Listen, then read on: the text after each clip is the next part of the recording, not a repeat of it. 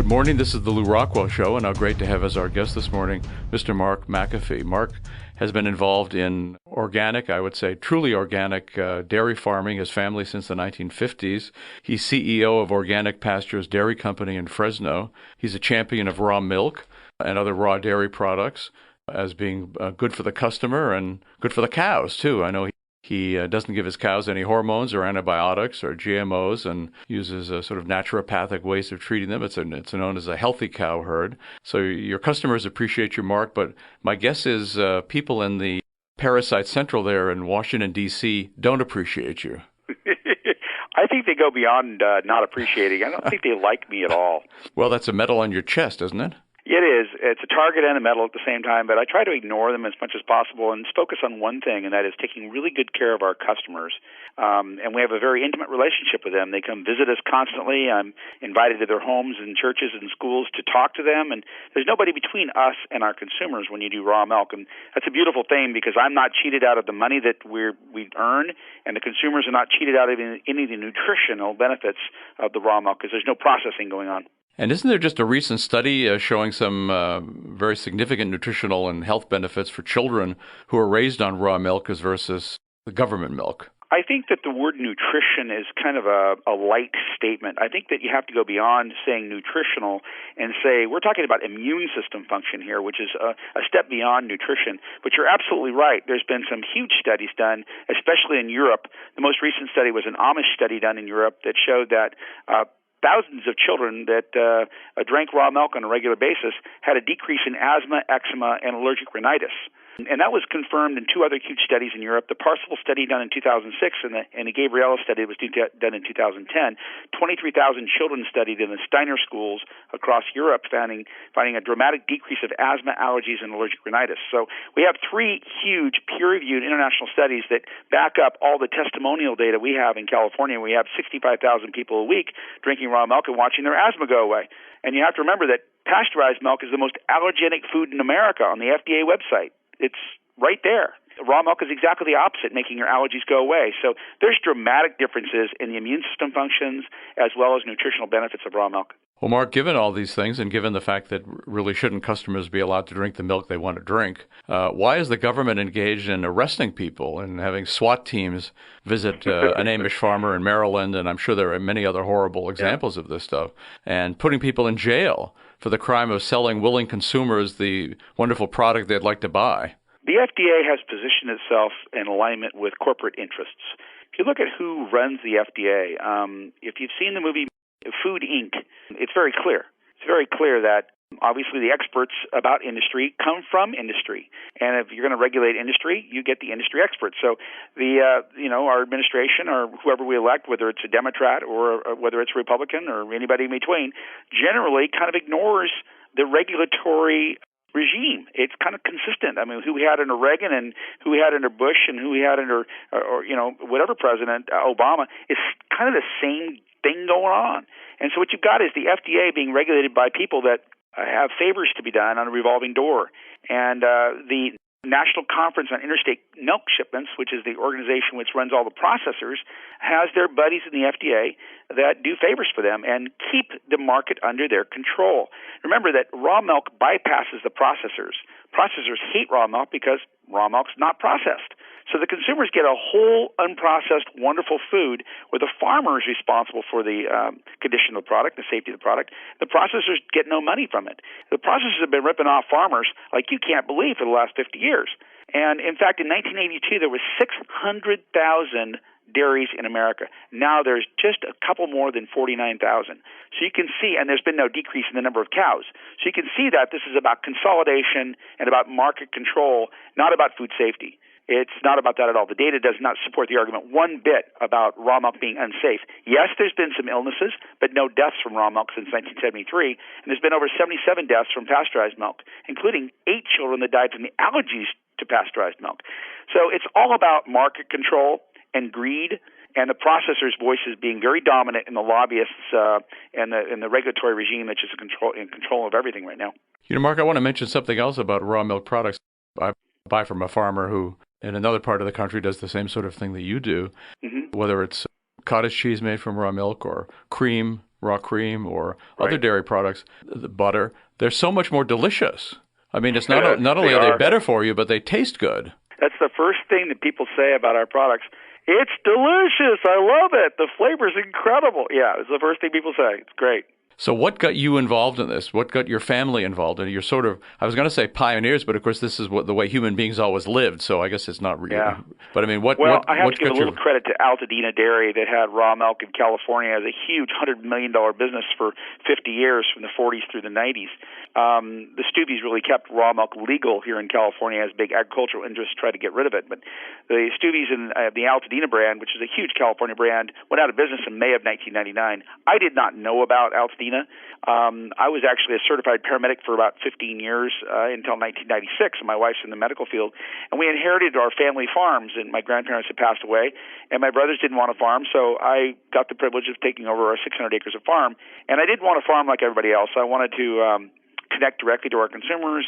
I wanted to be vertically integrated. I wanted to be organic and local and all those good things.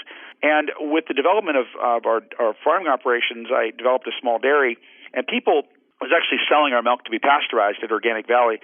But people started showing up from Los Angeles in 2000, literally 6 months after Altadena had gone away in bankruptcy, or not bankruptcy, but had been sold, saying, we want your milk raw. It's organic, it's grass-fed. We want your milk raw. And they started paying me $10 a gallon for it instead of $2.50 a gallon. And the economics of it made a lot of sense.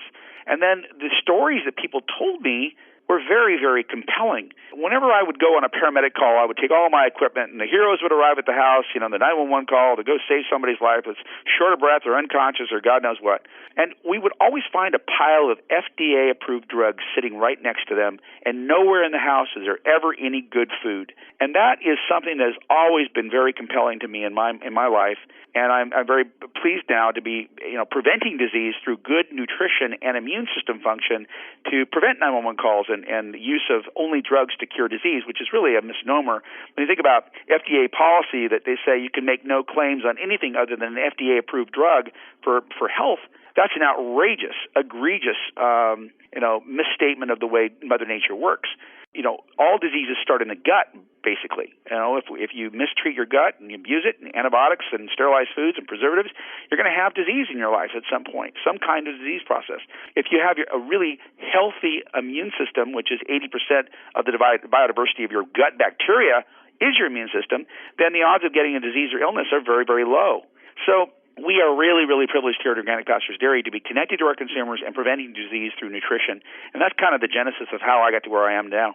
Mark, what's happening to the industry as a whole in the country? Is the reason that they're stepping up the crackdown because you're being more and more successful and more customers, or do they feel that they can stamp you out from the other end of things? Well, it's interesting because there are 50 different states and 50 different states of chaos in America with regards to raw milk. The national standard for raw milk is there shall be no raw milk, and that's the FDA. You can't take it across state lines, and they've left it up pretty much to the states to have individual rules and regulations on raw milk. In California, raw milk is 100% legal. It always has been. But it's highly regulated, and it's tested, and it's very much under the scrutiny of the regulators for sure. We're very intensively monitored here, and it's not something that many dairymen want to do because the last thing a dairyman want to have is an inspector around his neck all the time. So we live with inspectors around our neck constantly here, and we're very introspective about our food safety plan. So where you go to other states, raw milk is not legal, then you have a regulatory scheme which aligns with the FDA and is agreement with the FDA, then you have a real problem, the fact that the FDA policy become the state policy. In California, the FDA policy is not the state policy. We have our own regulatory regime. So at this point, what we're finding is a tremendous amount of success in raw milk across the United States, especially in small dairies that are locally connected to consumers. It's very exciting because farmers are doing well with raw milk and consumers are thriving. I think the threat is that the processors are feeling it by the decrease in pasteurized milk consumption, where they're seeing a decrease of 1% to 3% per year in terms of pasteurized milk consumption. However, even pasteurized cheeses are doing well and pasteurized yogurts are doing well because it added bacteria and enzymes back into that product to make it a more digestible product in terms of life. Pasteurized milk is basically dead.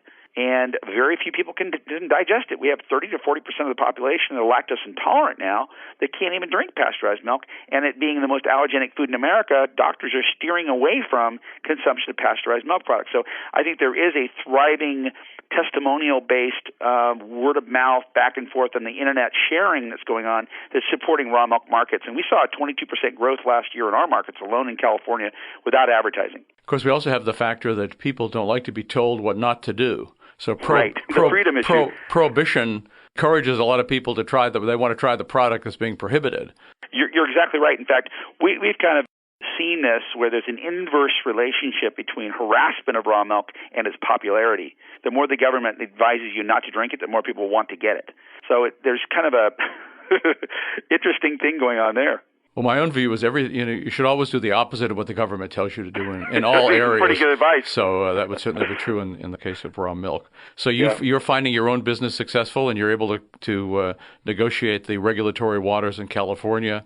The feds are not directly oppressing you. You have a successful business. We have a successful business. It's thriving. 60 employees, 18 trucks, 400 stores, almost $9 million a year now in sales, and growing at 20% a year. I'm begging other farmers to please participate and help us in this market, because in a couple of years there's probably going to be a shortage of raw milk here in California where we won't be able to produce enough, or we'll have to build another dairy or something. But this is a people product, and it should be something that all of us participate in. It's not something we're going to feed California. There's 35 million people here, and we need to have more small raw milk dairies that are connected and being responsible doing this. But it is a thriving business, and it's an exciting business, and we're not only paid well monetarily, but we're paid in social dollars as well. People come by and give us a hug and say, "Would you take a picture with us?" And thank you so much for the fact that my kids don't have ear infections anymore, and asthma's gone away, and I don't have to give the kids corticosteroids, pills and asthma inhalers, and this is something where tears come to the mother's eyes. And that really goes to my heart, where the money aspect is not as essential at all in the sustainability of what we are. The sustainability is in the social responsibility we have for our customers. And that's something that Americans farmers just don't have anymore, because they're so disconnected from their consumers. The brokers and the brands are the people that take all that away and don't appreciate that social responsibility, philanthropic kind of endeavor, where we get full dose of that, and it's beautiful. It's beautiful to have that food chain relationship. Mark, one last question: how many cows do you have? We're milking about 425. We own about 600 here, including all the calves and bulls and everything. But we're milking about 425 today. Well, thanks so much for coming on the show and telling us about your business and the work you're doing. And, of course, we'll link to your Facebook page and to your website. And all I can say is keep it up. Thank you so much. I appreciate the time. Great, Mark. Bye-bye. Take care. Bye-bye. Well, thanks so much for listening to the Lou Rockwell Show today. Take a look at all the podcasts. There have been hundreds of them. There's a link on the upper right-hand corner of the LRC front page. Thank you.